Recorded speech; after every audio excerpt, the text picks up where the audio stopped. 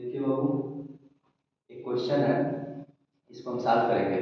ठीक है, एक क्वेश्चन हाई स्कूल एग्जाम में 2025 के एग्जाम में के दृष्टिकोण से इम्पोर्टेंट क्वेश्चन है। ठीक है, कह रहा है क्वेश्चन क्या कि दो संख्याओं का अंतर कितना है? 26 है। दो संख्याओं का अंतर 26 है। एक संख्या दूसरी संख्या की 3 गुनी है। ठीक है, आ रहा समझ में? तो उन्हें ज्ञात कीजिए। मतलब आपके पास क्वेश्चन में क्या कर रहा है? दो संख्या है। कितनी संख्या है? दो संख्या है। इन दोनों का अंतर 26 है और आगे कह रहा है भैया कि एक संख्या दूसरी संख्या की 3 गुनी है। ठीक है, कर आ रहा है? तो इसको हम सॉल्व करेंगे।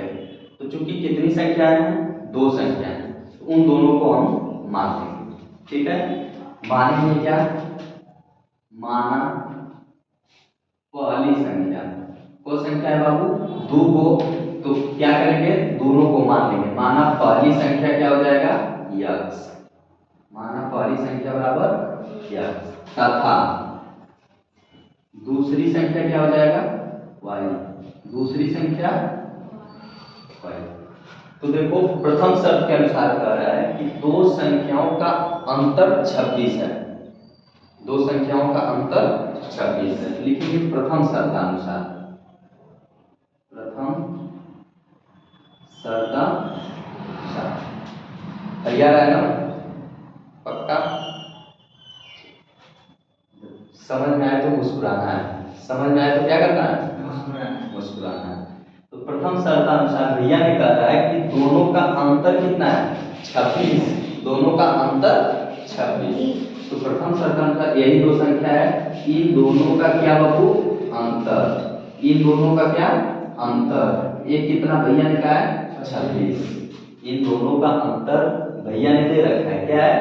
26। आ रहा है समझ में? कर जा रहा है ना? कोई दिक्कत, हैरानी, परेशानी, दुख, दर्द? ठीक है, चलो आगे बढ़ते हैं। इसको समीकरण नंबर क्या बना लेंगे? एक। ठीक, अब द्वितीय शर्तानुसार देखो, अब आगे क्या कर रहे हैं भैया?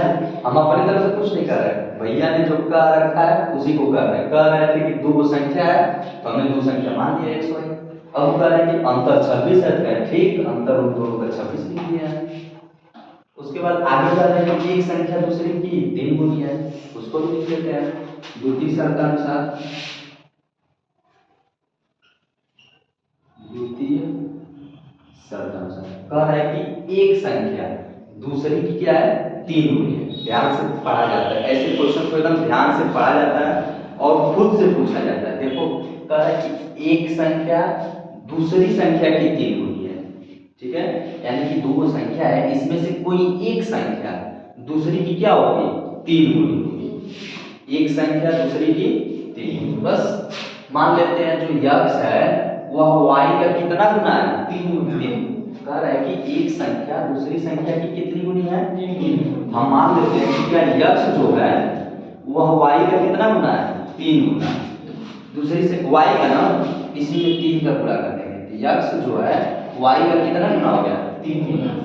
आपका मन, आप स्वतंत्र हैं, फ्री हैं। आप ये भी कर सकते हैं कि ना, हम ये जरूर थोड़े है कि यक्स जो है y का 3 गुना होगा। कहेंगे कि हो सकता है y यक्स का 3 गुना हो। ठीक है, कर सकते हैं। आप भी कर सकते हैं कि नहीं भैया y जो है वह यक्स का 3 गुना है, ये भी ठीक है। चलो, अब इसी को समीकरण नंबर क्या बना लेंगे? 2। अगर आप ऐसा करेंगे तो इसको समीकरण नंबर 2। बिल्कुल बिल्कुल स्वतंत्र हैं आप ऐसा करें चाहे ऐसा करें, बात बराबर है। ठीक है, अब यक्स के जगह पे 3y इसमें रख देंगे। ठीक है, जायज बात है। अब इन दोनों समीकरण को हल करना है, तो हल कैसे करेंगे? या तो प्रतिस्थापन विधि लगाएंगे या तो विलोपन। अब आपका हम देख रहे हैं कि x की डायरेक्ट वैल्यू हमको 3y मालूम है, तो x की जगह पे 3y आना चाहिए समीकरण नंबर 1 में। तो फिर लिखेंगे समीकरण 2 से x का मान। ठीक है बाबू, समीकरण 2 से x का मान किसमें रखेंगे? समीकरण 1 में। समीकरण 1 में रखने पर, ठीक है, कोई दिक्कत? चलो समझ में आ रहा है ना? Yes sir. समझ में आए तो मुस्कुराना है, ठीक है। तो समीकरण 2 से यक्स का मान क्या रखेंगे, 1 में रखते हैं। चलो रखते हैं बाबू, यक्स की जगह पे क्या रख देंगे, 3y।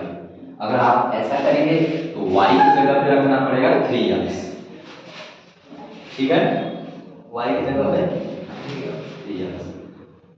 अगर ऐसा करेंगे, मान लो y की जगह पे 3x रखोगे तो माइनस में आ जाएगा ना।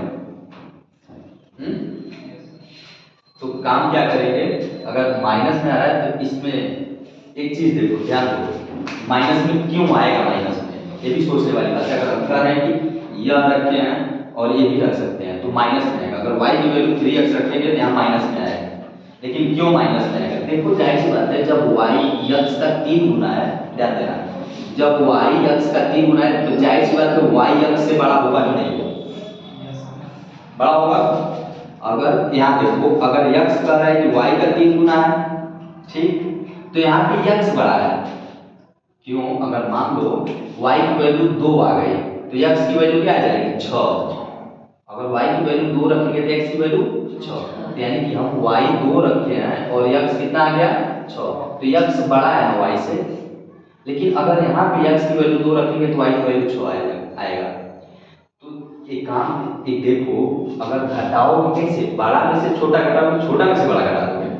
अगर ये चीज रखोगे तो जाहिर सी बात है y क्या है, बड़ा है यहाँ पे, तो बड़ा में से छोटा, छोटे में से बड़ा घटाएंगे तो जाहिर सी बात है माइनस आएगा। तो जब यह चीज करेंगे तो इसको कर देंगे y माइनस एक्स कर देंगे, ठीक है, y माइनस एक्स। जब y माइनस एक्स करेंगे तब ऐसा ही होगा। तो इसको अब जांचने देते हैं, इसी का मान इसमें रख देते हैं, ठीक है।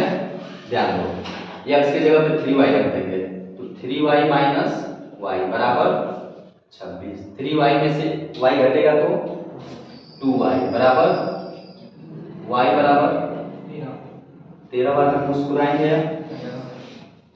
13 बार मुस्कुरा देंगे तो y बराबर 13।